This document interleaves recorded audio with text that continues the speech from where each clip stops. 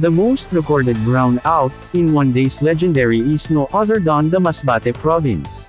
Ang Masbate Province ay isa sa pinakamahirap na probensya sa buong Pilipinas ayon yan sa isang survey ng mga non-government agency. At nitong buwan ng September ay nasungkit ng Masbate ang world record na most recorded brownouts in one day, sa usaping electric supply.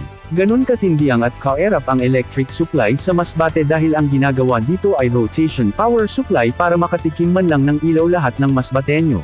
Ang problemang ito ay may solusyon kung talagang seseryosuhin ng administrasyon ni Masbate Governor Antonio Co.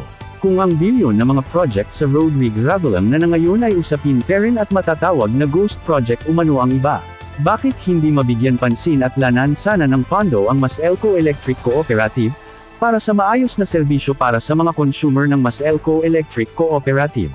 Kung ating pagbabasihan kung gaano sana kalakas ng influensya ng pamilya ko sa national government ay kaya itong gawin nila dahil ang mga anak nito ay kongresista ng bawat distrito ng Masbate, kuha na nila lahat ang mga matataas na posisyon sa Masbate na mas madaling nakakaharap ng mga national government.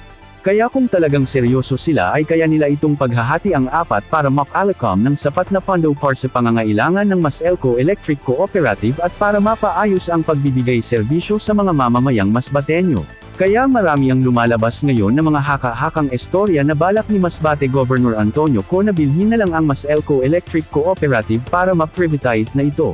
Kaya naman siguro ayaw lana ng pondo ni Masbate Governor Antonio Co ang Masbate Electric Cooperative para mapilitang ibinta na lang itong Maselco Electric Cooperative sa private individual.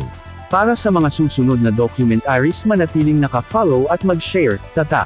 Ako Bicol Digital News Radio.